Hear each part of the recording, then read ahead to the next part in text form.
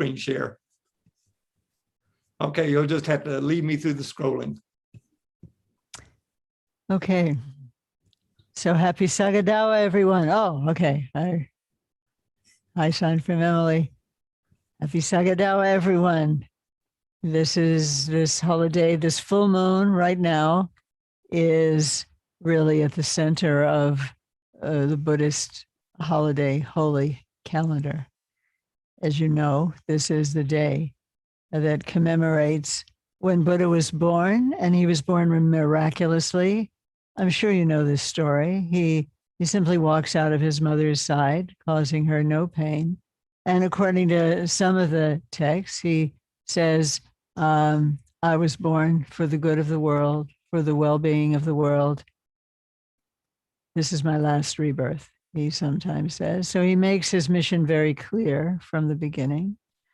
And on that very day, 32 years later, he achieves his full awakening under the full moon, under the Bodhi tree in Bodh Gaya. Many of us have been and perhaps aspire to see again. And this was also, we also commemorate the day when he passed into nirvana, lying on his right side. Ananda, according to one of the biographies, begging him to stay longer and regretting that he didn't ask him sooner. My teacher, Geshe Wangil, broke down in heaving sobs when he was telling this part of the story one time, and his face turned red, and we had never seen him look like that at all. And honestly, we looked at each other. We thought he was having a heart attack. And then finally, when he could speak, he said he was losing his teacher, Ananda, standing there. His teacher is going to pass. Great sorrow. His son, Rahula, according to the more recent 17th century Tibetan biography, translated by Curtis Schaefer, the University of Virginia. Some of us read it some time back.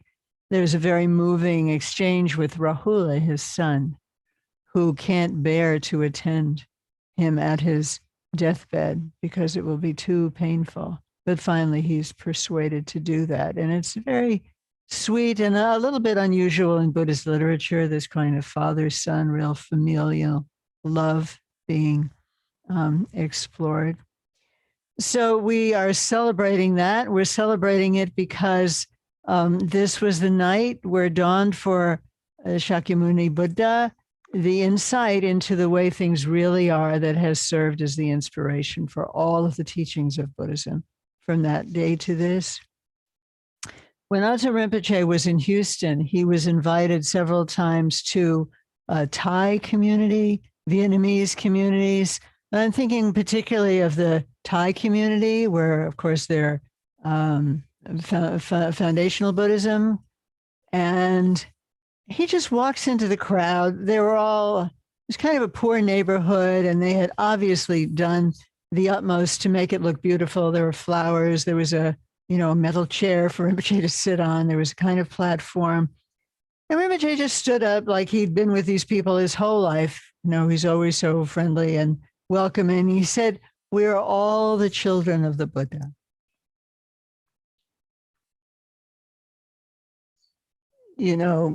Not so many Tibetan lamas have met, at least not until recently, ethnic Thai Buddhist communities. I thought it was such a beautiful, we're all children of Buddha.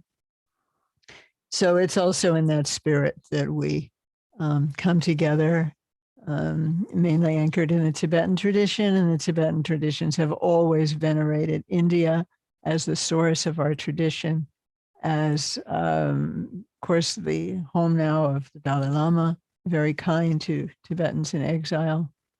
So all of that is very important for us. And I'm glad you're all here to celebrate and be inspired again. We thought what we would like to do tonight is to sing our usual aspirations. That's the aspiration that Buddha came into the world with, that He exhibited throughout his lifetime that he has inspired over 2,000 years of one generation after another of Buddhist practice, now increasingly around the world, throughout Asia, Silk Route, now in the West. So those four boundless thoughts that we typically start with. Shantideva's verse. We'll do refuge also. I believe that Emily can show it on screen, if you would, for anyone who doesn't know it. And then, oh, all right. And then Nam Gildorji had a wonderful thought, what we can do special for tonight. And it is we will share screen the turning of the first teaching of the Buddha, the turning of the wheel. And we'd like to read 11 paragraphs. And so we would like 10 people, which may be exactly what we have, I don't know, to go turn by turn and just sort of have a group reading in that way.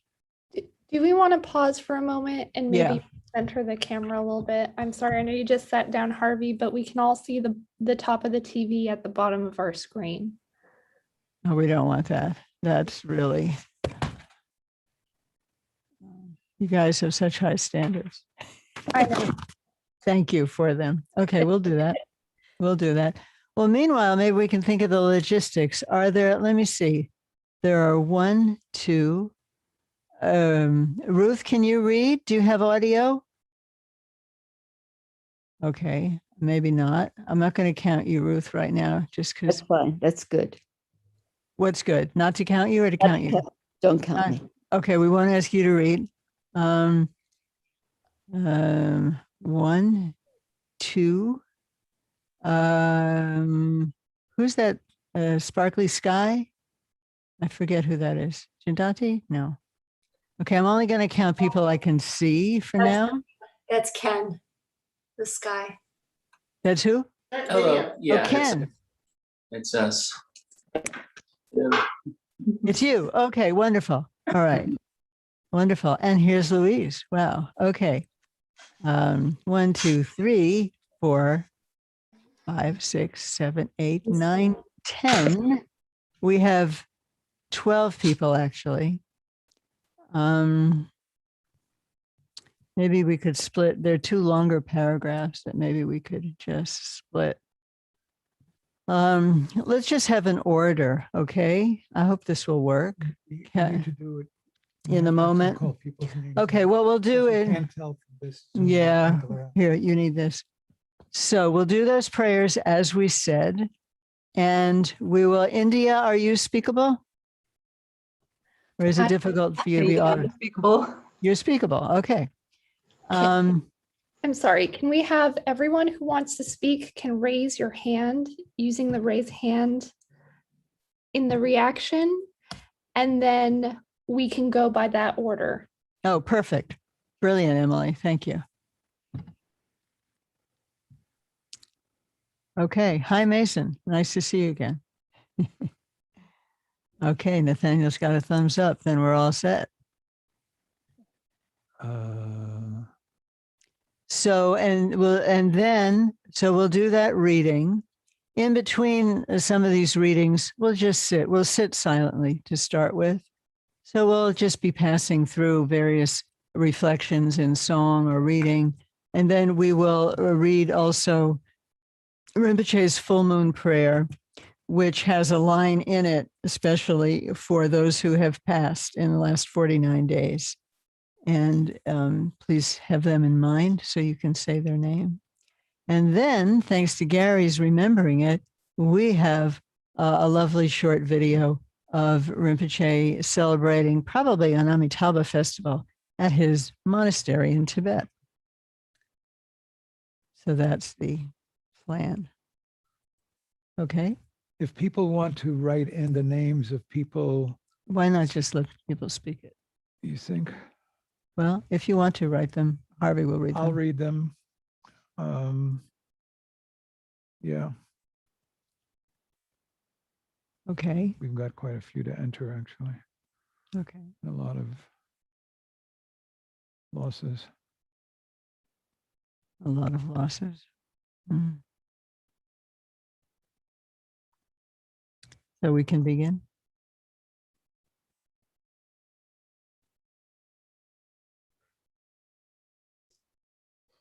One day, I can't remember the year, Gendadomala, maybe you do, but we met with Ajahn Rinpoche on Sagadawa full moon at Sharilakan, and it just happened totally adventitiously. I don't remember the year anymore, early 2000s. You're muted, Mama Gendandoma. It was 2001. 2001, thank you. Mhm. So 20 years. Wow, 20 years today. Another anniversary. That was very special.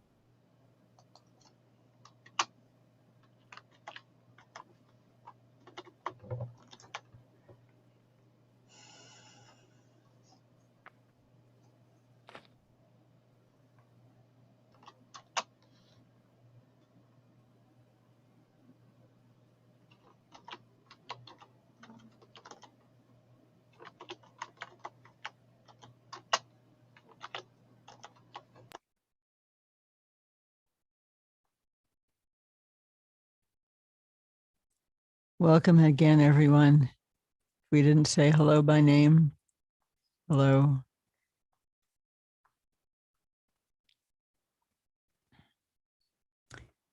Once Harvey's finished entering the names, we will formally begin.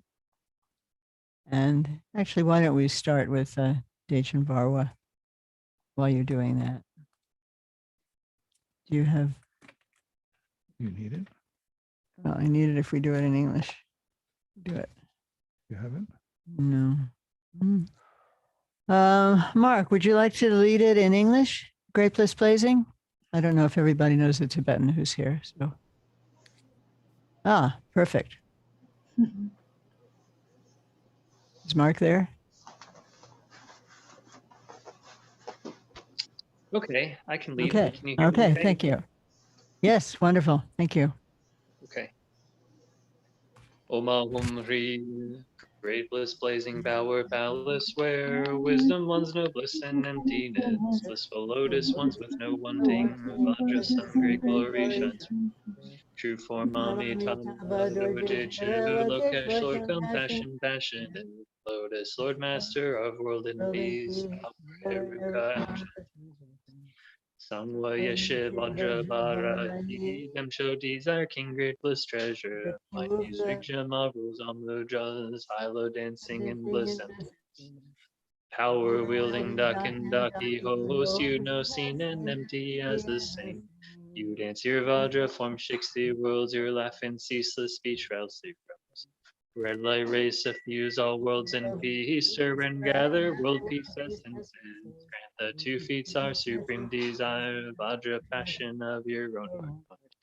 With great Vajra hooks and lassos, you bind to great bliss all you know and see, and dance play in the endless magic, like sesame paws burst open. 3 roots power, God host vast array, bless and grant us with respect I pray. For unhindered city power in all feasts high and low that I desire.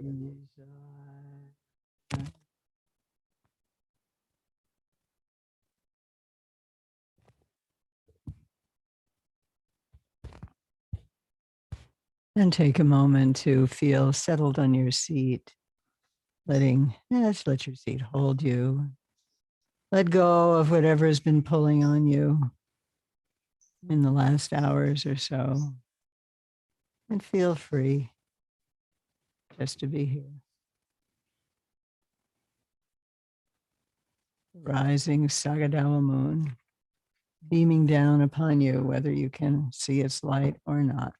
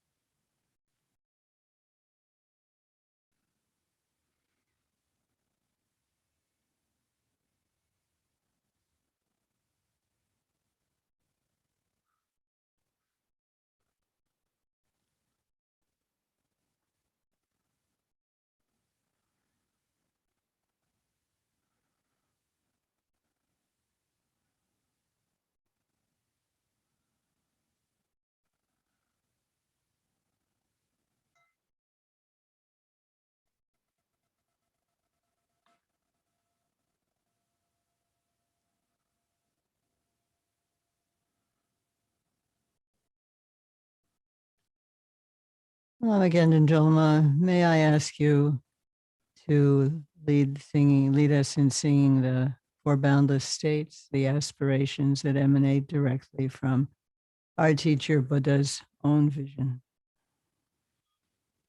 and the Shantideva verse that we usually sing. Is that all right? Can you show those on the screen? She can. Thank you. May all beings always have happiness and its causes. May all beings always be free of pain and its causes. May all beings always be pain-free and live happily. May no beings ever cling to those near nor spurn those far.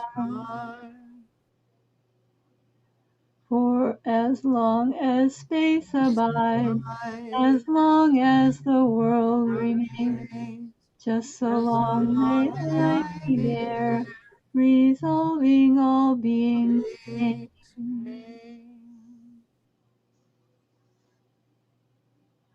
We'll invoke Rinpoche.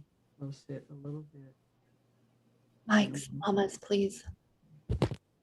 We'll invoke Rinpoche. We'll sit a little bit, and then we'll do our round robin reading of the first teaching of the Buddha, the first turning of the wheel in Sarnath Deer Park, India.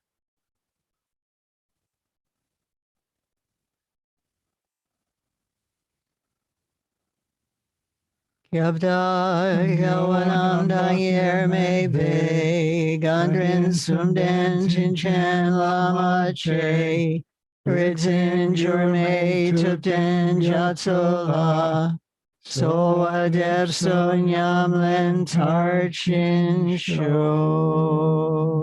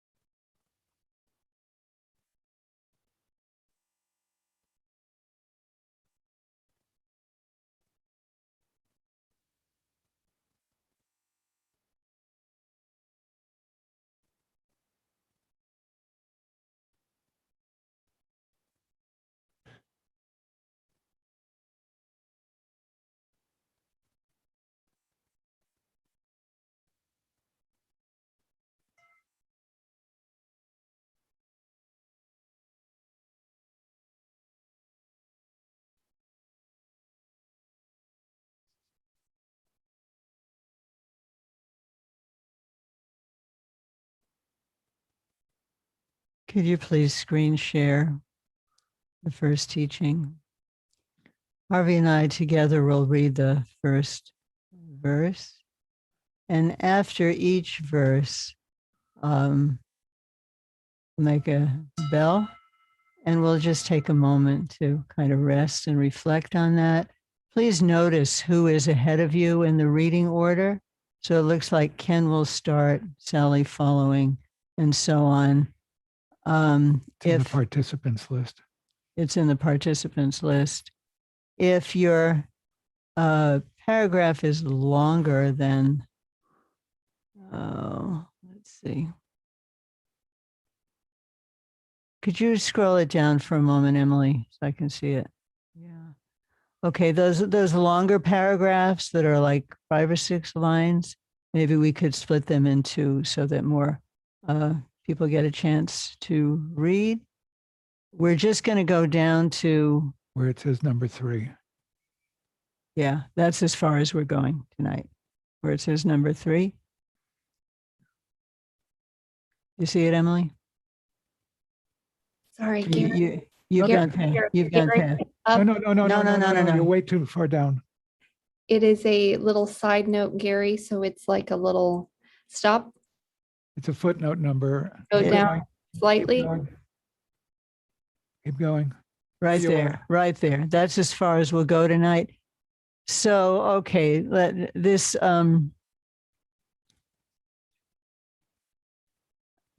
a little hard to split up. Just let people read the whole paragraph. Okay, just read the whole paragraph. We'll try to find something for those of you who don't get to read to We only do. have 5 hands. Well, then it'll work out. We What about, have Jack and Stephanie as well. Oh, okay. really? Okay, well, in that case, if we run out of people, we'll Go again. go again, but I mean, what about Janet and India? And They they don't have didn't their raise their hands hands? Okay. No. Okay, well, in that case, we'll just circulate among the people whose hands are raised. All right, let us start. And we'll take a little bit of time after each one. Can you just start it, show us the very top again? Yes, thank you.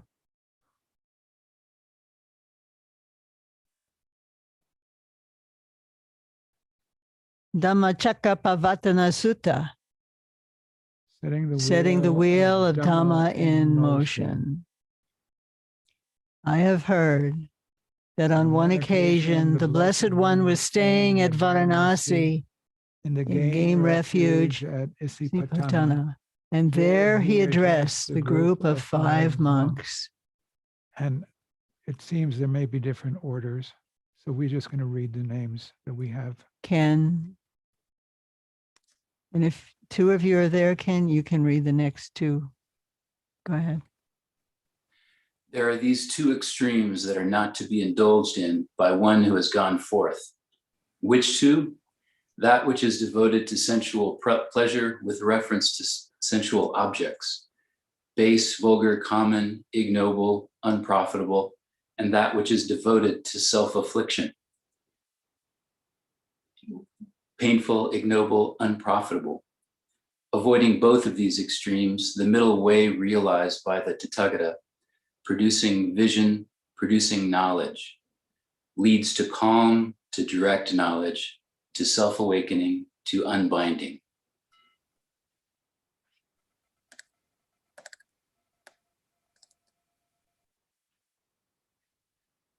Yeah. Should I go?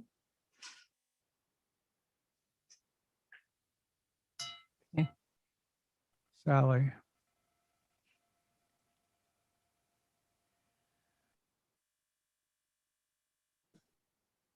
Are you there, Sally? And what is the middle way realized by the Tathagata that producing vision, producing knowledge leads to calm, to direct knowledge, to self-awakening, to unbinding? Precisely this noble eightfold path: right view, right resolve, right speech, right action, right livelihood, right effort, right mindfulness, right concentration. This is the middle way realized by the Tathagata that producing vision, producing knowledge leads to calm, to direct knowledge, to self-awakening, to unbinding.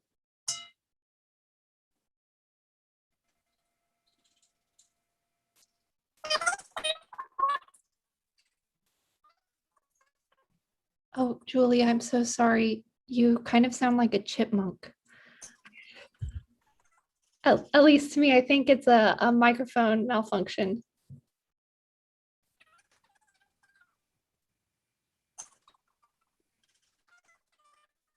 I cannot see anyone else, so I don't know. Can somebody put in the chat, do you guys hear Julia okay? We don't hear Julia at all. Why don't you work that out? Maybe we could go to Nathaniel to read the next one. He's the next one on the list now. Okay.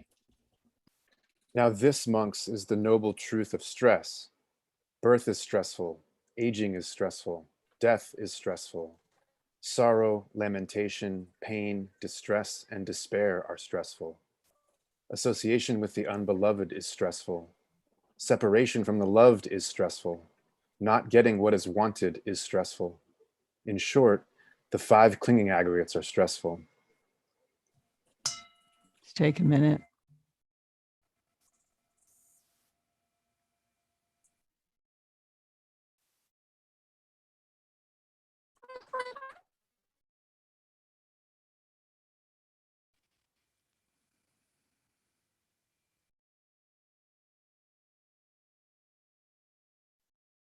Katya, could you go next until we feel that Julia's set up?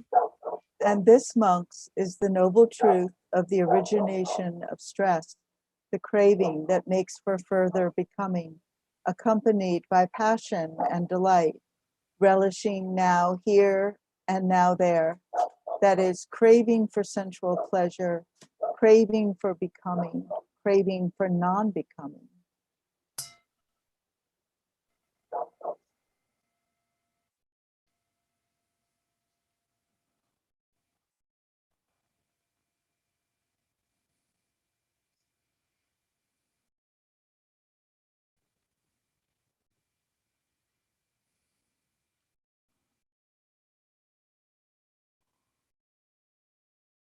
Kwong? No, he doesn't have his hand up. Stephanie, they said did. Okay. Stephanie? Jack? And this, monks, is the noble truth of cessation of stress, the remainderless fading and cessation, renunciation, relinquishment, release, and letting go of that very craving.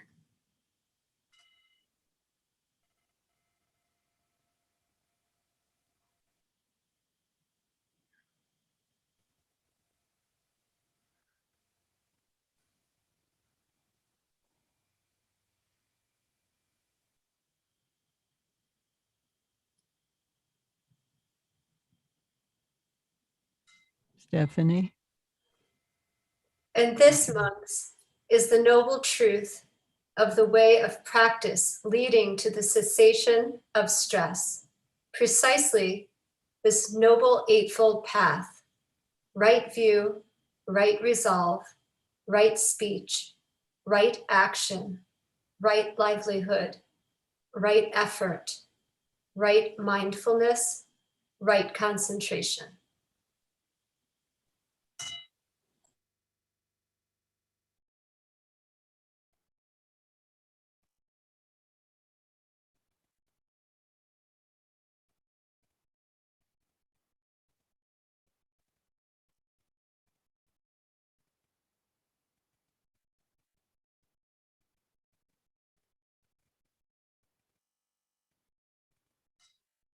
Yes, Kwon. Vision arose, insight arose, discernment arose, knowledge arose, illumination rose within me with regard to things never heard before. This is the noble truth of stress. Vision arose, insight arose, discernment arose, knowledge arose, illumination arose within me with regard to things never heard before. This noble truth of stress is to be comprehended. Vision arose, insight arose, discernment arose, knowledge arose, illumination rose within me with regard to things never heard before. This is the noble truth of stress has been comprehended.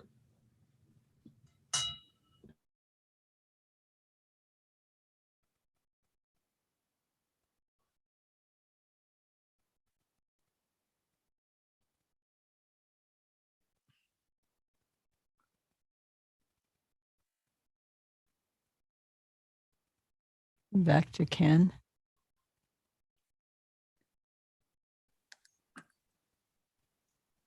Vision arose, insight arose, discernment arose, knowledge arose, illumination arose within me with regard to things never heard before. This is the noble truth of the origination of stress. This noble truth of the origination of stress is to be abandoned. The noble truth of the origination of stress has been abandoned. Christine wants.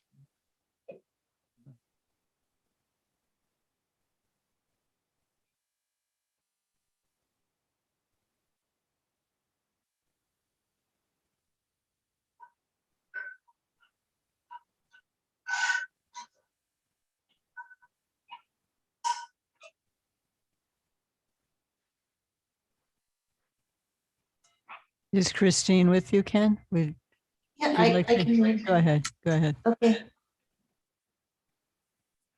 Vision arose, insight arose, discernment arose, knowledge arose, illumination arose within me with regard to things never heard before. This is the noble truth of the cessation of stress. This noble truth of the cessation of stress is to be directly experienced. This noble truth of the cessation of stress has been directly experienced.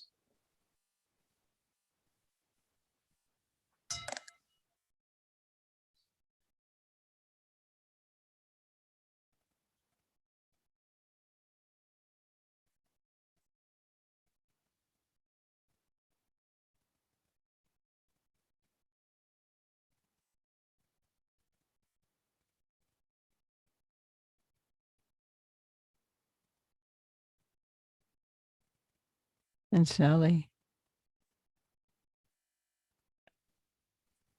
Vision arose, insight arose, discernment arose, knowledge arose, illumination arose within me with regard to things never heard before. This is the noble truth of the way of practice leading to the cessation of stress. This noble truth of the way of practice leading to the cessation of stress is to be developed. This noble truth of the way of practice leading to the cessation of stress has been developed.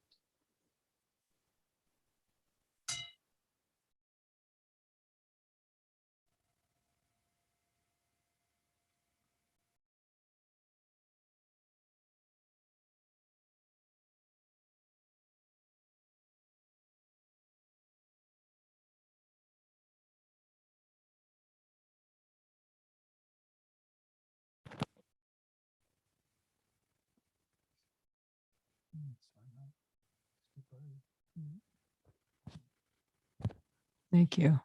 All right. Thank you, Gary. That can be taken down. So just by way of being a bit in a celebratory spirit, thought I would share in 1971, 50 exact years ago, Wow. I arrived in Sarnath to work on a potential PhD at the time. I had a grant from the American Institute of Indian Studies to be affiliated with Benares Sanskrit University and study with Kimball Palden Sherap. And at the time, Anne was still in the United States finishing up her MA in Buddhist Studies at the University of Wisconsin. And so I was there solo. And I stayed in a place called the Ladakhi Bodh Vihar. The room was about maybe 8 feet by about 8 feet. We had water twice a day. The toilet, which was probably as threatening to one's health as not going to the bathroom would have been, was a porcelain hole in the ground. And maybe there was some water that sometimes worked associated with it, or otherwise you had to bring your own kind of water to flush the contents down the hole, the porcelain hole. There is a structure, it's fairly famous if you were to go online to look up Sarnath. There is a very, very large stupa, which is built, and stupas are kind of interesting. If you look in the Theravada literature, which is attributed to be the earliest layer of the teachings that are preserved. Gautama instructed his disciples to put up, I don't know if he specified 4 stupas, one probably where he was born, one where he was enlightened in Bodh Gaya, one in Sarnath where he gave the first teaching, and one where he died. What's the name of that town? Do we remember? Kushinagar. Kushinagar.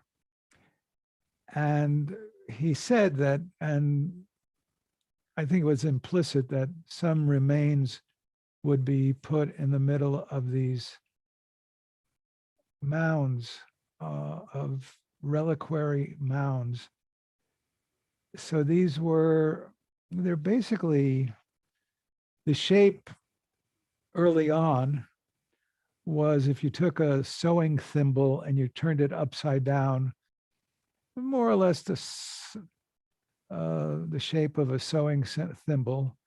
In Sarnath, it was maybe like a fat thimble, and then on top of that, a narrower thimble, and maybe about maybe 150 feet in diameter. And maybe the bottom layers were maybe about 3 stories, and then the top layer was another 3 stories. And it was said that, these would be sites for remembering the Buddha, and to go on pilgrimage to these sites would be a way of gathering merit. And so the stupa that was there when we were there was probably, in fact, built during the time of Ashoka, which is in the 300s BC, not too long after the Buddha lived. I think it's BC. I'm pretty sure it's BC. And it remains. I can't remember if there are certainly temples at Kushinagar. There's a temple in Bodh Gaya, and Buddha's birth site is where? In Inside Lumbini. Nepal. I'm sure there's something there now, but there's been a lot of reconstruction in Lumbini. Interestingly enough, the whole idea of stupas kind of caught on in Buddhist culture. And one of the interesting things is, so when famous teachers died, their relics would be put in stupas as well. And the shape of the stupa changed quite dramatically, even in the stupa moving from, if you do any kind of history of art, the shape changed in going into Nepal, where you started having these kind of curved groups. And I think somehow, like in Burmese, they're called dagobas, and then somehow in China and Japan, they start being called pagoda. And the shapes are very, very much in alignment with what we see in Nepal for some of the holy spaces, these kind of multi-tiered sweeping roofs. But in Nepal, you also have these really fabulous mounds, one at Budnath and one in Swayambhu, that are very, very old, and they are also places of pilgrimage. And most Tibetan temples now have some form of stupa, which in Tibetan Buddhism has its own stylized form, which are kind of these mounds, and then they have layers, and they have a sun and a moon, and they usually have relics of famous teachers within them. And they are called in Tibetan Churten, and Chur means really offering. They're a basis of honoring and offering. It's kind of a remembrance of the mind of the Buddha is generally the way it's explained, that you're remembering the enlightenment of the Buddha and going on pilgrimage to the sacred spots. It's actually quite a wonderful piece of Buddhist culture when we lived in Nepal, we would go specifically, we lived near Buddhanath, and well, one set of things that I got to do was when I was with our very aged teacher at the time, Keitsan Sangbo. For a while, he couldn't walk, and somehow he got it into his mind that if he would go on circumambulating the very, very famous stupa at Swayambhu, this would be helpful to his health. And so his assistant went with him and with a chair, and they would like walk 3 steps, and then Keitsan Sangbo would sit down, and then they would walk another 3 steps. And sure enough, somewhat miraculously, by the time I was there, we would leave like 3:30 in the morning, which as far as I'm concerned is, just unheard of to wake up at 3:30 in the morning. And we would take a Jeep, and Rinpoche was like on the eastern side of the valley, and we would have to basically cross all of Kathmandu, and I think Swayambhu's on kind of the western side. And we would arrive there and it would still be dark, but it was alive. I mean, there were the vegetable sellers outside were already selling their vegetables, and there would be candles, and the faithful would be walking around with their malas, saying mantra. And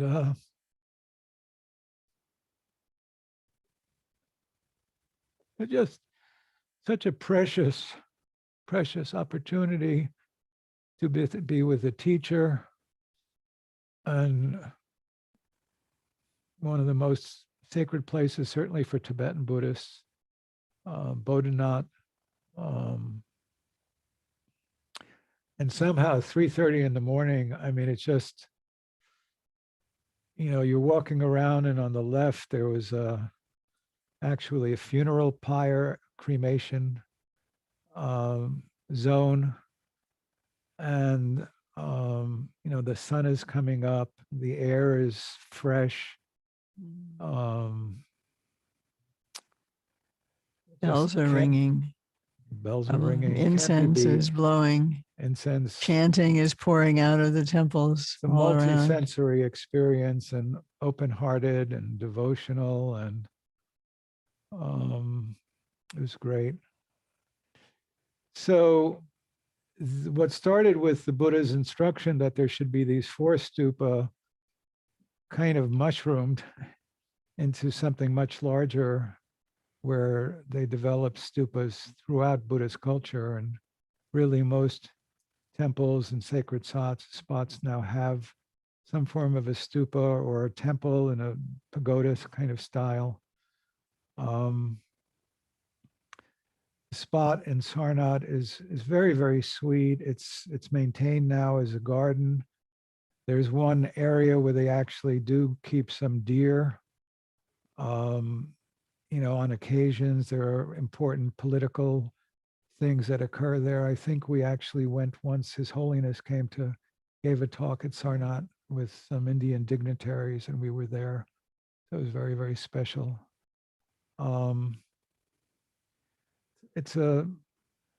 When in 1999, I don't remember all the circumstances at this time, but it became clear that Keitsan Sangbo wanted to do a pilgrimage to all of the sacred spots in India. And he invited us, which, pretty hard to say no to that. There was some doubts as to whether the world would somehow survive beyond 1999.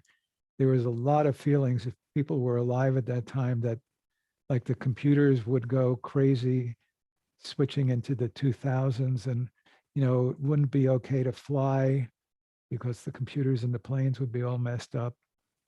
But we did go to every one of the major pilgrimage spots, and we did prayers. We went to also where Buddha taught the first perfection of wisdom, taught the perfection of wisdom sutras in Rajgir.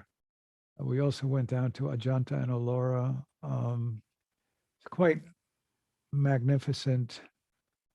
Interesting. I think it's probably still the case. You know, if you go to the Vatican, you kind of know that it's a world religious site.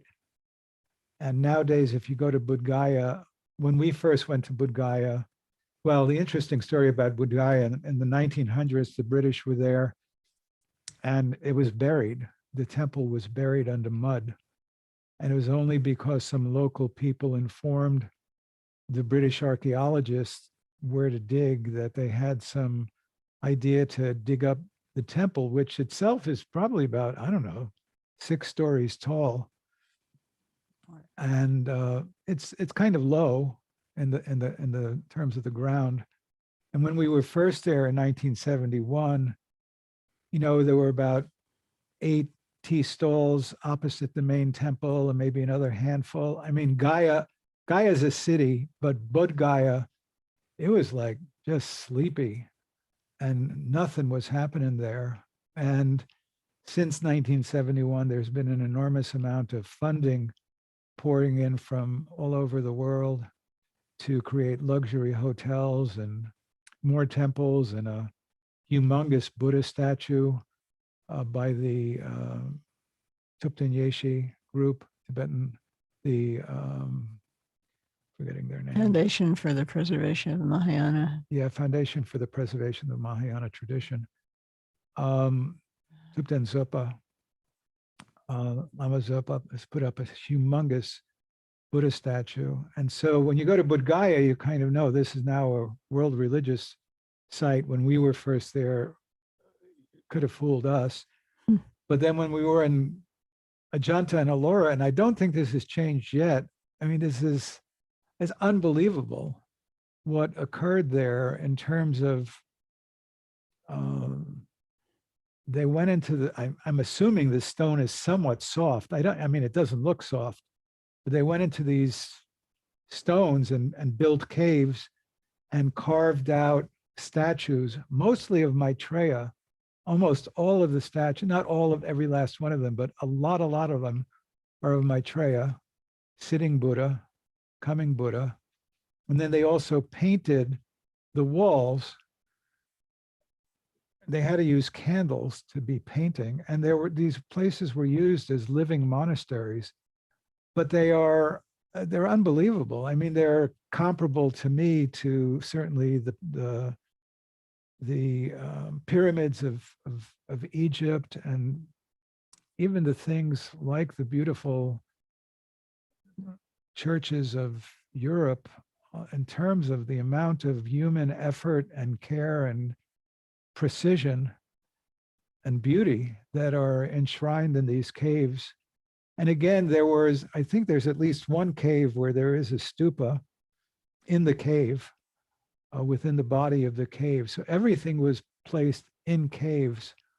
And these were pilgrimage sites for pilgrims. Just a little advertisement for those of you who like things like movies and pilgrims. We just happened to catch Netflix was it Netflix or Amazon? I don't know. No, I'm not remembering. It might be Amazon. It's XUAN, Xuanzang, I think ZANJG, Xuanzang. It's a movie produced by the Chinese government of Xuanzang's trip, pilgrimage from China to India. And so this whole idea of pilgrimage, I mean, just has so much valence to this very, very day in Buddhist culture. And this movie is, it's actually kind of unbelievable that it shows the route that he took from Shan. Yeah, I think you have it, Emily. Yeah. Yes. The scenery Amazon Prime. is he's moving along the Silk Route, deserts, mountains, all alone, sometimes in a caravan, finally gets to India. He goes around Tibet from China on He's north foot, of by Tibet. and large. By and large, He goes down into quite India. stunning. He goes to Nalanda of all places, and he becomes a pundit. I mean, maybe I studied this in Buddhist studies, but I didn't remember it. But he becomes a pundit. And according to the movie, I mean, some of this might be mythology, obviously, but he's one of 3 pundits to take on some opposing pundits in debate. And of course, they slam the opponents. And, then he returns to China with oodles and Hundreds oodles and of bundles and texts. bundles of Sanskrit texts, which he then sets up a translation bureau to work on. And it's amazingly inspiring, and it's actually confusing that it's clearly a government inspired movie, and they threw an enormous amount of money into this movie.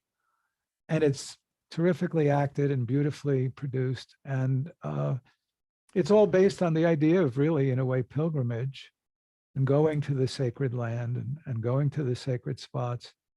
And then, of course, finding the sacred material and bringing it back and sharing it.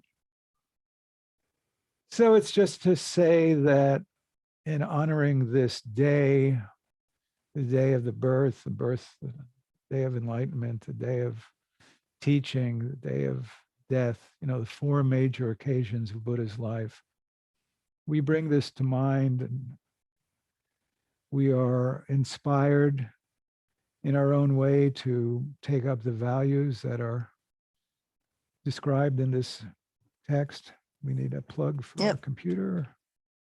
Your computer. Put it in here. I don't know if anybody wishes to say anything. We still have the prayer. I know, today. before we go into our prayer. Anybody wants to say anything, share anything? Your own experiences of pilgrimage or Knowledge of history. knowledge of history.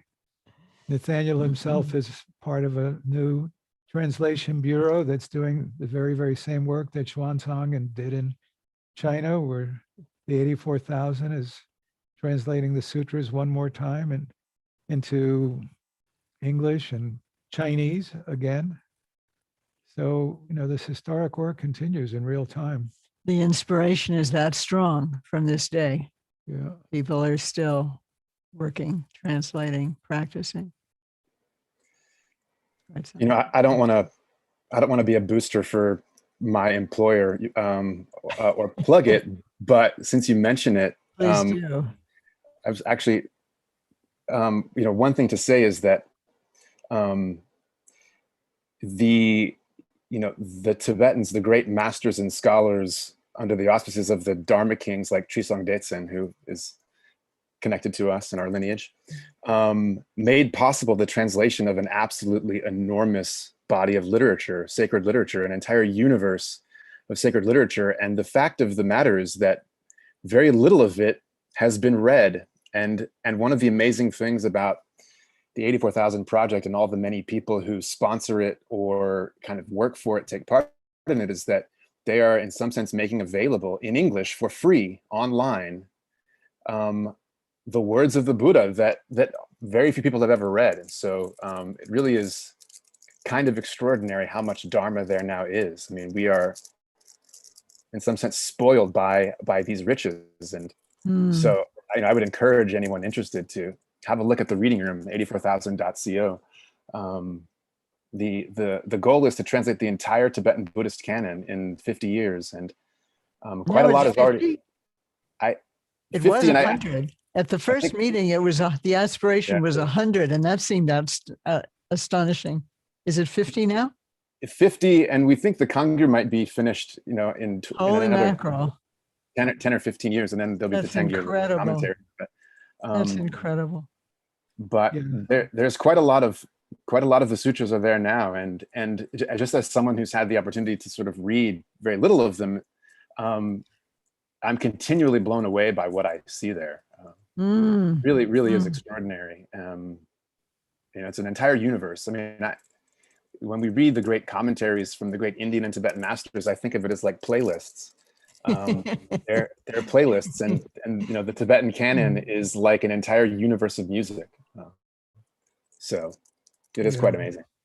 It is amazing. Thank you so much. I've had the thought to ask you to talk about stories from the sutras from that work, because we need help digesting it. There's so much. There's so much. Thank you. One very brief thing that I could certainly do that, but one thing that might be relevant is that the teachings about the nature of mind, and the nature of mind is like space or luminous. I've been blown away by how full of, like, the sutras are absolutely full of these teachings. In fact, I mean, in ways that I don't think anyone has ever really recognized before. It's already there very, very early on, and it's everywhere, and it's pretty extraordinary. That is a very, very clearly a very, very ancient part of Buddhism in a way that's gone unrecognized, I think. Yeah, I think so too. The Dharmadhatu Sutra, the John Conti pointed me to it some years ago. I was astonished. It's very Dzogchen-y to our ears, right? That's a great theme to remember. Thank you. We'll want to hear about that. so the project that Nathaniel is talking about, there are two pieces to it. One is called the Gangyur, which is, Gur just means translate, and Ga is word of Buddha. And so that's 108 volumes, and that's these books in Tibetan were about yay thick and they're about yay wide. And probably, what would one Kangyur text be in English, if you, just a rough equivalence? How many volumes of English? I want to say that the entire collection is like 35,000 pages. Is that all? In English or in Tibetan? I think in Tibetan it's like 35,000 pages. So, if I had to guess, I would say, a single large volume is at least 1,000 pages in translation. Maybe 2,000. I remember with That could be anywhere from maybe 2 to 4 books. There's 100,000. When Jeffrey tried to calculate this once, and I honestly don't remember it anymore, but I remember the whole of it, thinking that this would be like over 100,000 pages in English. It's a phenomenal amount of literature. I think it was the greatest literary cultural transfer on the planet ever until now, what you're doing. I think in the Kangyur itself, there are like 1,200 individual sutras. And of course, some of them, the largest of them is 12 Tibetan volumes. So, I mean, at least 10,000 pages, just that. 100. And many of you haven't had the joy of trying to translate anything, but having done some translation, both written and oral, the thought that of both what's going on now and gosh, what happened in 800 AD and then again in 1100 They didn't have computers. They didn't have How computers. did they do that? They barely had paper. How did they even learn each other's languages well enough to talk to each other about it? And I studied Sanskrit. It's a very difficult language. And, most Tibetans are pretty rough and tumble. I mean, you had to find enough people who were scholarly oriented and then house and feed. And they were inspired. The whole culture was inspired to do this way back when, and we're inspired now. Even imagine physically how the logistics of it would have been laid out. And I don't know if anybody actually wrote about it explicitly as to what they did, where they did it, how many people were working, but the maintenance of the training and the translation was an enormous project. So one of the things you may have noticed in the Theravada texts was they were so repetitive. Well, what many, many people in our culture don't know is that for the first hundreds of years, the texts were all recited orally and they weren't written down, period. And it's only in Ceylon in about, I think it's either the 1st century AD or BC or whatever, that there was a debate and there was some maybe agreement that some of this stuff would get written down. But the tradition was to actually maintain the texts orally. And if you ever try to remember something orally, repetition assists in learning things by heart.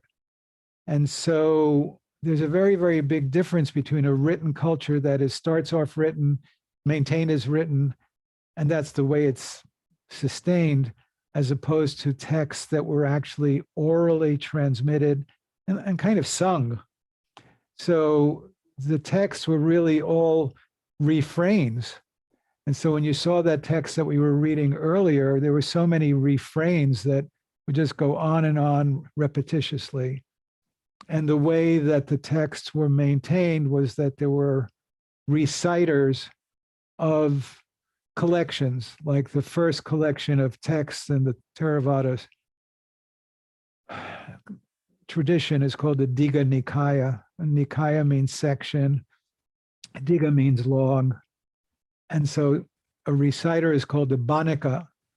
And so if you were a reciter of the Digha Nikaya, you would be a Digha Banika. And that was your name. I mean, that was your job description. And those of you who are familiar with the famous science fiction movie, Fahrenheit 450 something, you know, there was people are portrayed as wanting to burn all the books, so then people become reciters of the books. And this is actually how the tradition was initially in the Buddhist tradition. The books were recited. And yeah, so we're living in a time when something really, really great is occurring. Dan Nathaniel is Tremendous part of this. significance. It's really wonderful to witness. The Dzongsa Khyentse Rinpoche has an amazing, amazing vision to bring this together and make it happen. It's really important to honor that even on this holiday of Buddha's birth and death and his enlightenment. The Buddha playlist. The Buddha in playlist. play, Anybody yeah. else have anything to share or say or ask or? Louise. I would just like it if Nathaniel could just repeat the website for his project, and you could also spell out the name of that movie. I wasn't quite sure how to spell it. I think Emily found it and she put it in the chat. Great. Okay. Thank you. Great. That's a great idea, Louise. Yeah. 84,000. Isn't that a cool name? Yeah. .co. Okay. And what about the name of the movie?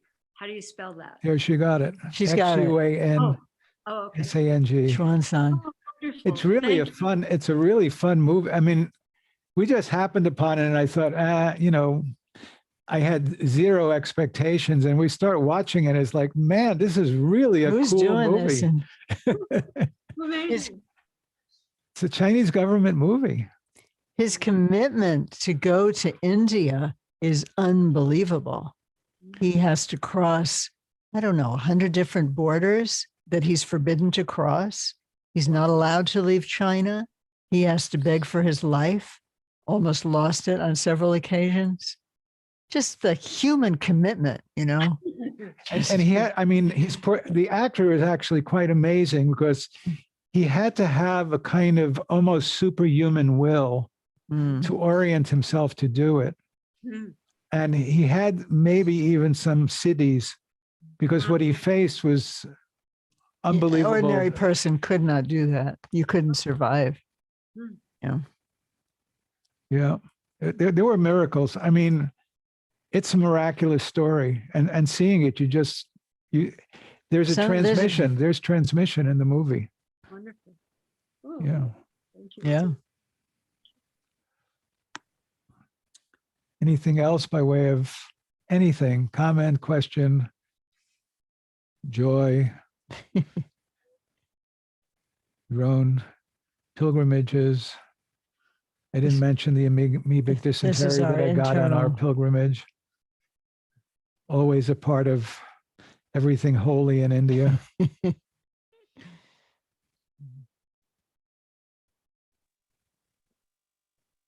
Mark?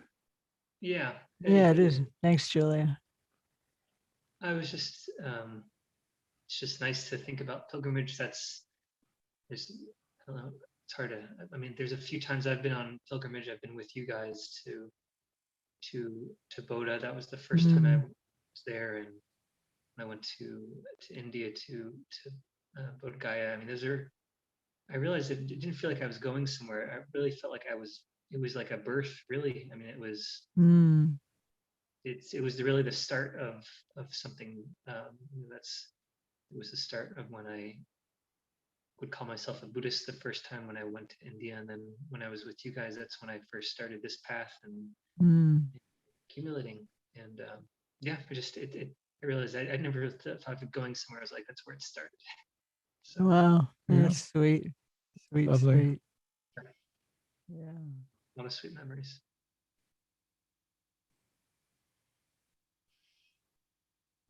That's all. Thank you. Thank you. You know, so in a way, these holidays are pilgrimages in time.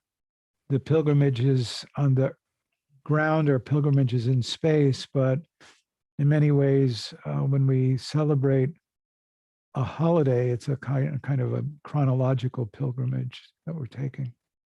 It's an internal pilgrimage also, you know, our own feelings, our own memories, feelings about Buddha, Buddhism, our teachers, sharing together, feelings of our connections among each other, you know, that we share this kind of love, devotion, commitment.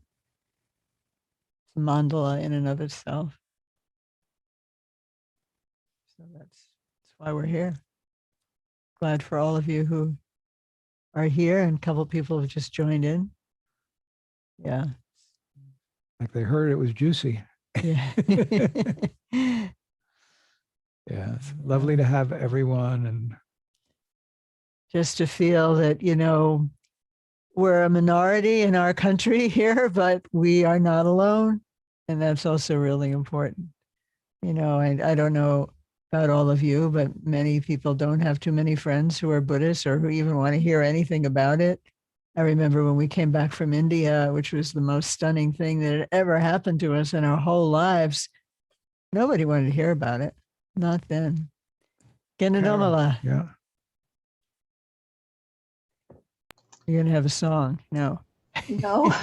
Okay. No. I just want to say that I have always wanted to know where the 24 sacred places are in the body so we can take a pilgrimage inside our own bodies. And I've never heard where they are. Do you know? I don't know, but I believe I've seen them listed and we could probably find it. Do you know, Nathaniel? I think I've seen lists, unless I'm confusing it with lists of, you know, the famous carnal grounds. And I don't know if they're. That's if I all remember I know. correctly, they're all over the subcontinent, and I could be wrong, but I think it's Chakrasamvara in particular, the Chakrasamvara Tantra in particular, that names them.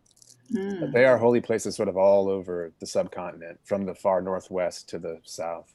But she's asking where they are in the body, because like I think in the Tzok, there's mention of the holy The places in the 24 body. there, maybe that's also be in the microcosmic. Chakrasamvara. I think the Chakrasamvara then maps that onto the body. Yeah. Okay. That I would could find out. That would be great. Probably David Gray's book has it, because it's such a detailed, you know, meditation on the Chakrasamvara. Okay, stay tuned. We'll figure it out. Nathaniel will figure it out, maybe. I would love to know that and do a practice that way. Yeah. Yeah, it comes up. I think it's even mentioned in, I'm not sure, Dechen Gelmo. Okay, good. Anybody else? So just go ahead. We still, just for those of you who just joined, we're still yet to planning to do a Rinpoche's full moon prayer and also a little video clip of Rinpoche. Go ahead, Louise. I just thought that was a really interesting translation, to instead of suffering, to have stress. Yeah. I was curious what you feel about that translation. I thought the same thing. I thought, what? And then I thought, well, you know, he's trying to speak to us. Yeah. And people are very readily admitting that we're under stress. Suffering, you know, for us is not quite, I think, a word that we use in quite the same way. I don't know. I thought it was interesting, surprising, interesting.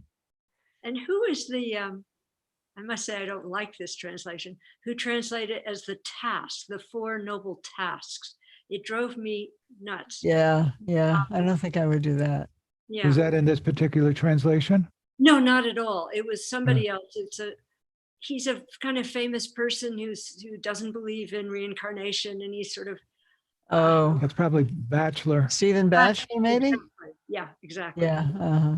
Yeah. Well, anyway. Well, you know, things morph Yes. over time. Yeah. Stress I would choose over tasks. What?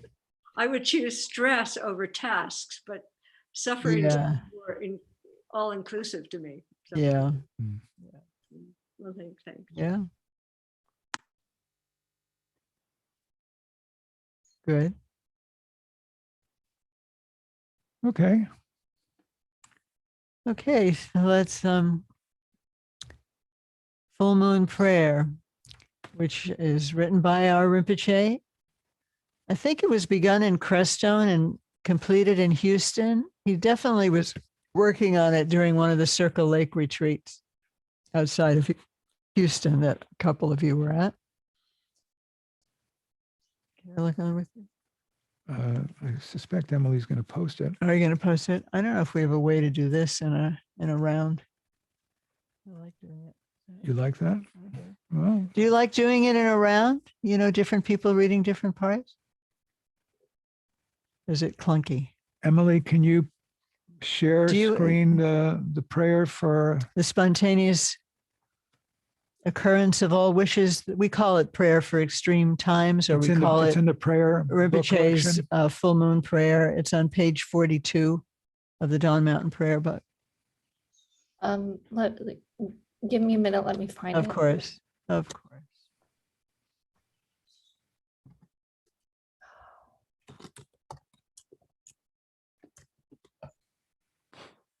Just look at Jeannie's picture there.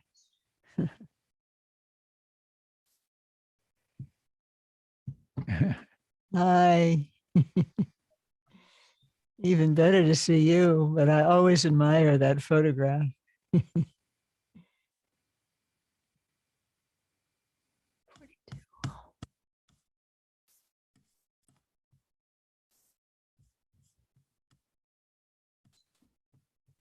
One more second. I almost got it. That's fine. No worry.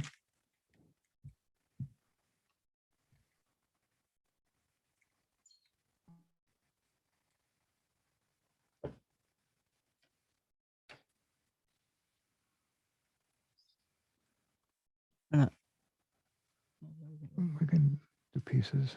We can go around. If people want to volunteer to, we could have our list up again and raise your hand digitally if you'd like to in the participants list, and we'll just go down the list paragraph. You know, if it's just one line, you just read one line. We'll see how that goes. Can you put, okay, Louise got her hand up. Okay. It's in reactions. If you go to reactions at the bottom of, and at the bottom of see where it says raise hand. Good. All right. We've got a few people. If you didn't read before, we'd love to hear from you. If you just joined, you can raise your hand, or you can read again. And if you're feeling particularly shy, you should raise your hand. Definitely. And if there are two of you, like Ken and Christine and Jack and Stephanie, you can just go to the other person in the room if they would like to read. All right, we'll start with those. If other people raise your hands along the way, we'll look for you too. So let's take a moment to, just appreciate the wonder of being alive at this moment. We have human bodies. The teaching still exists. We have teachers. We have really met the teaching. We have our own heartfelt connections. So here we sit. 21st century.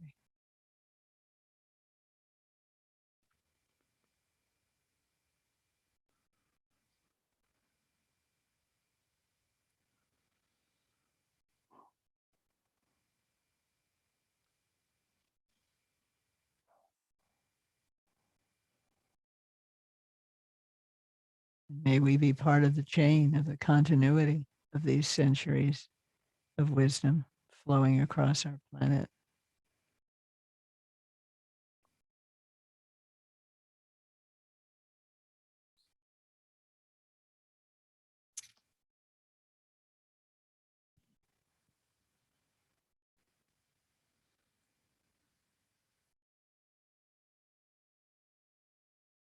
We'll start, and then Louise will continue, and then on like that down the list.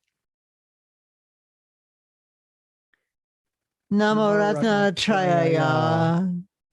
To the gurus, Buddhas, and Bodhisattvas of the 10 directions in the past, present, and future, I make prostrations. I worship them with offerings. I go to them for refuge. I entreat them to bestow empowering blessings. Louise?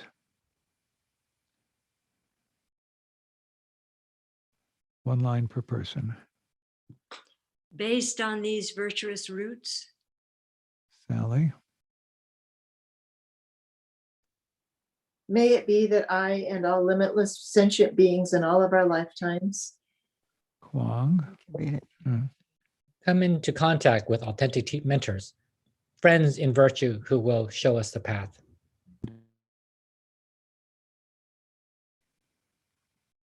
Ken?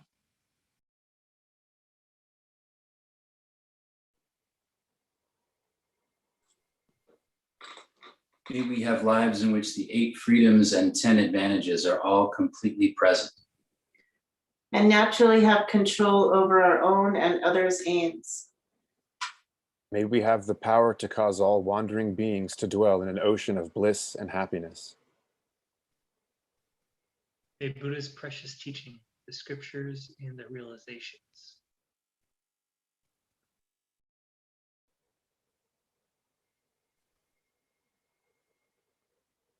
be universally perceived in an unbiased and non-sectarian manner.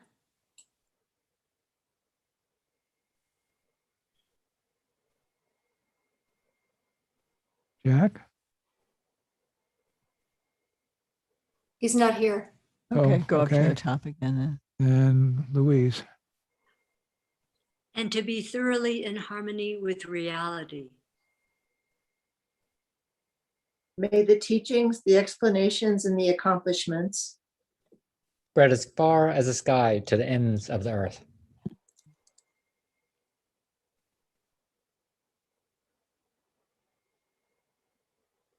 May occurrences such as disruptions caused by illness, confusion, and warfare be destroyed in their own place. May our lives and conduct be equal to those during the glorious happiness and well-being of the perfect age.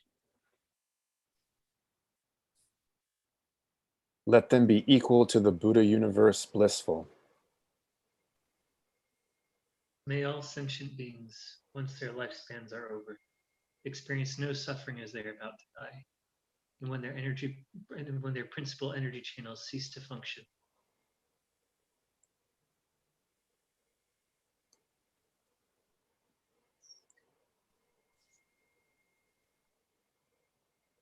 Stephanie? May the mistaken appearances of the intermediate state, the bardo between death and birth, dissolve in their own place. And I'll read this line. In particular, may this be so for the following new to the intermediate state. Joe Hara. And we will read the names. People in the bardo. Charles Eric Tittle in the bardo. Jampa Gyatso Clark. Hansen in the bardo. The people who died today in Santa Clara. Sean Nixon Bardo. Ken Riles. Sammy and the bardo. Bob Clark, Nancy Cutler, B. Enderly, Eric Tittle, Nanine Ewing, Mary Wright, Dick Truman, Cecilia Bonilla, Kentaro Miura,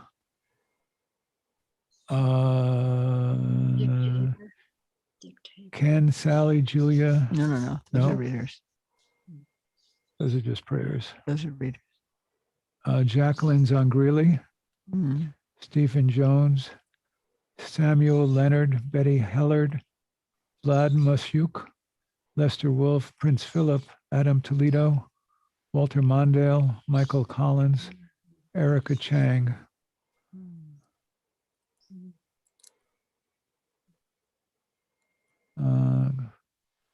Let's see. Hold on, just seeing if there are any more names.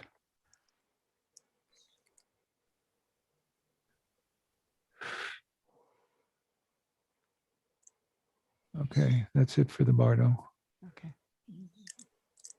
Can we go back to the text, Emily?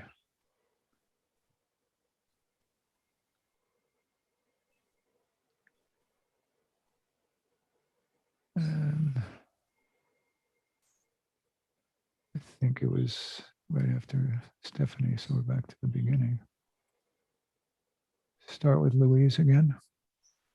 And may it, oops, and may it be that those in such an intermediate state be transported to the Buddha universe of Sukhavati the joyous.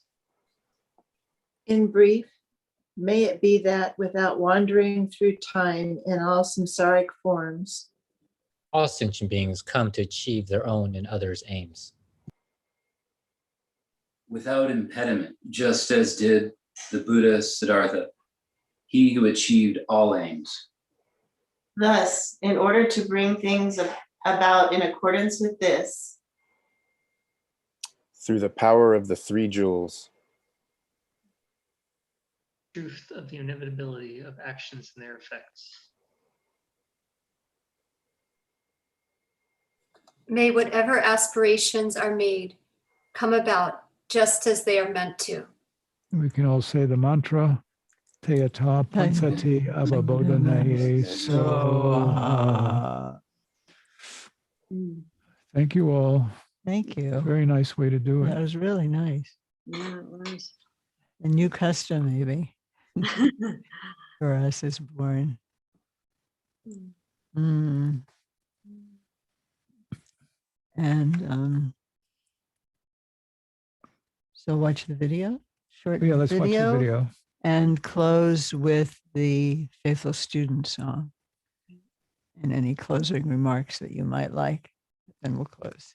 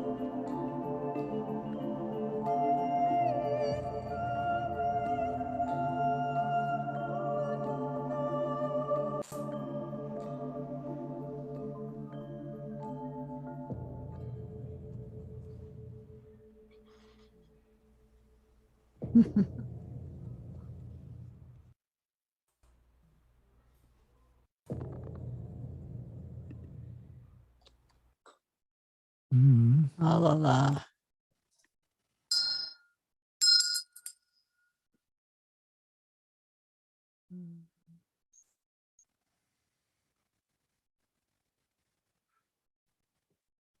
David. David, hi. So, our faithful student song and our closing prayer, unless anyone has a closing word or an opening word.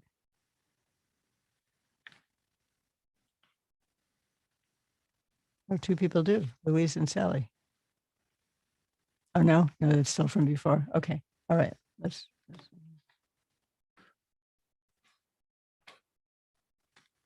You have the faithful student song available?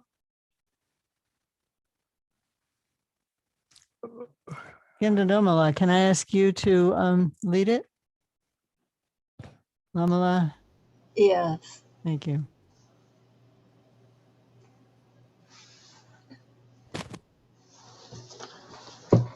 Do it in the old one.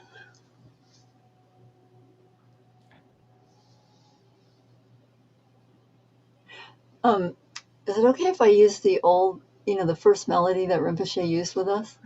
Okay, most of these people have never heard it. But sure. Most people won't be able to follow it, I think, but we'll love listening to it. Okay. I ask precious three gems from deep in my pain heart.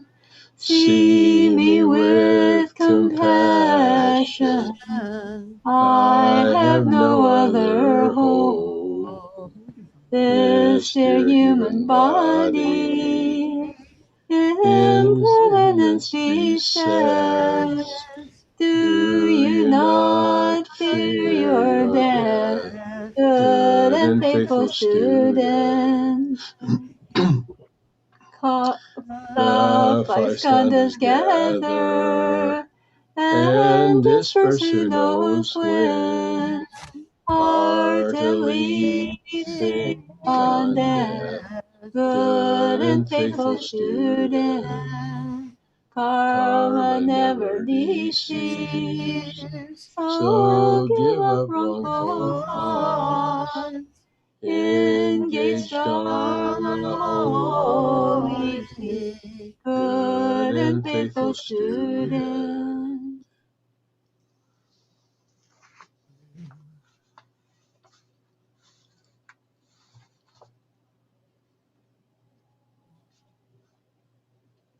Can you continue On the screen. This false world will deceive. Be free of attachment, pursue liberation, good and faithful student. Your mind not to pointed, with unchanging faithful love.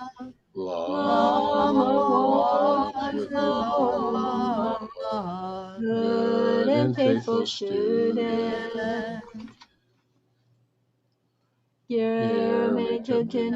So when heart holds him Lama, there's no better guidance. Keep heart talk in your heart. Oh, pleasing play song I offer. Oh,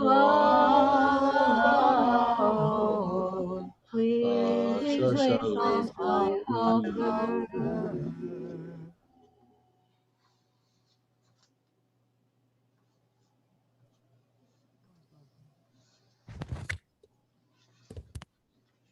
It was lovely. Thank you.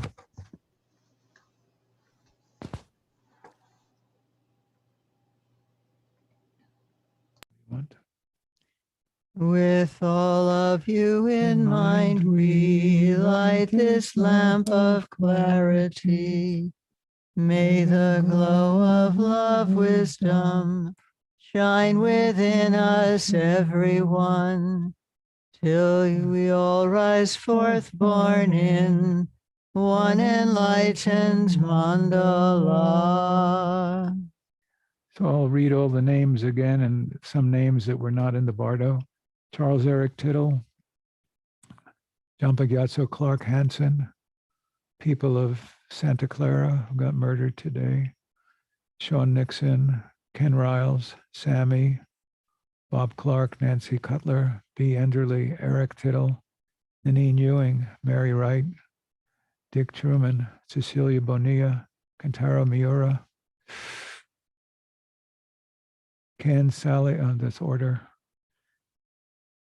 Jacqueline Zangrilli, Stephen Jones, Samuel Leonard, Betty Helland, Vlad Masyuk, Lester Wolf, Prince Philip, Adam Toledo, Walter Mondale, Michael Collins, Erica Chang,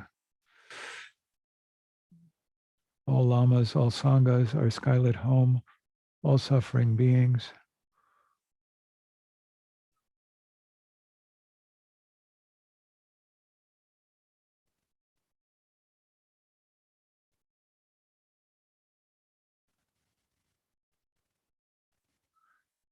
Okay, that's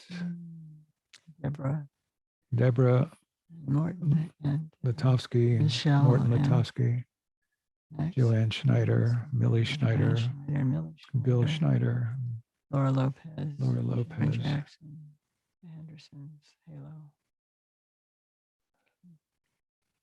all of you. If you would like to unmute, we'll sound our odd together.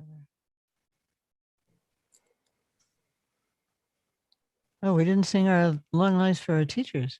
Let's sing our That's long life for pretty. teachers. Okay, sorry. We have to do that before we miss.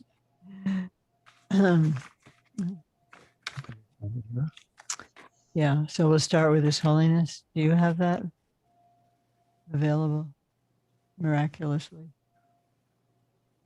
So, backside of the laminated sheet. Yeah, thank you. Oh. Nathaniel, would you sing this? Are you familiar with it enough? Our tune? I'm sure you know it in Tibetan. Yeah, I know it in Tibet. I don't know if I know the tune, but I'll go for it. In a pure land ringed by snow mountains, source of bliss and benefit for all, powerful Tenzin Gyatso Chenrezui, lotus feet we stay hundreds of years. Fill that space with your activity. Om Swasti, flawless refuge sources give blessings, teacher, protector, kind Dharma Lord. Gyurme Tuftin Gyatso, wondrous good, lotus feet ever, deeds everywhere. Om Swasti, through all infinite Buddha's truth power, revealed Tara's Tulku Chime Wang. Sublime cherub Chutso Tulku's play, lotus feet ever, deeds everywhere. Namo Guru, glorious wise K, bright sun and kind sun. Now that your work here has subsided, please think of our pain, sad suffering. We pray you quickly take form again. Om Swasti, Ann and Harvey, like the waxing moon, may your life and merit flourish grow. Through the threefold skillful Pandits live long benefiting all you meet. By the true power of two Vajra truths, three jewels, three roots, Buddha's compassion, faithful Sangha and aspiration, may this prayer be realized at once. May there be a great fine new temple, great seat for all high practice learning, which having spread in all directions, male and female yogis everywhere, practice and further the teachings there. Things, sounds, minds are God's mantras, sheer forms, Buddha forms wisdom in endless way. through this profound and secret practice, be one with the one taste heart bright o'er. And all unmute, and we'll sound our all together from our hearts to the world, for the benefit of the world, just like Buddha intended.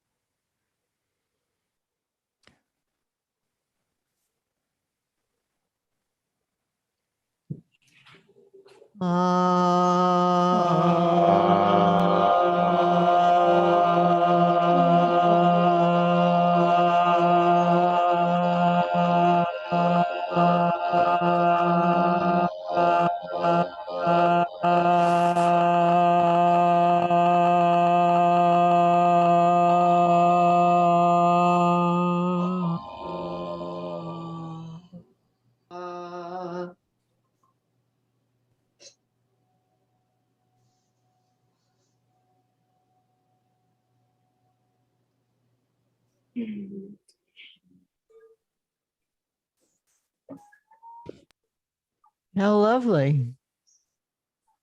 Thank you, everyone, for your presence, your voices, your words. We're blessed. Yeah. Much love to all indeed. Thank you so much. Thank you so much. This is very nice, this kind of, I feel, pop-up hearing from different people. Yeah. Thank you. Good night. Thank you all. Blessed moon is here all night. Thank you so much, Emily. Thank you, Gary. Thanks for reminding us of the video. Oh, beautiful. Wow. Yeah. Beautiful. Yeah. Really. One of the Thank you great. for the stories. What? Thank you for the stories, for all the remembrances. Mm, Beautiful.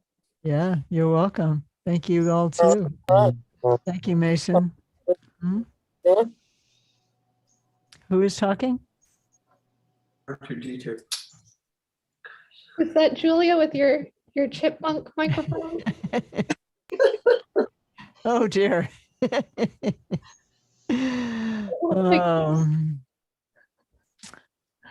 well, everyone continue well, practice well. We meet again different ways. First Tuesdays, we're having practice. Well, first Tuesday of June, we'll begin our summer course, Connecting Emotionally with Oneself and Others. And 2 wonderful talks on Buddhist art by the great, really great Eric Huntington. That's by donation, so it's really very welcoming. Please come. It will be quite wonderful if you haven't signed up already. All right. Love to all. Ciao. Nice to see you. Stay Nami, healthy. Janet, Ciao. Katja. Hi. Bye. Ruth. Nice to see your Hey. name, Derby. Glad you're here. Good night. Good night, everyone.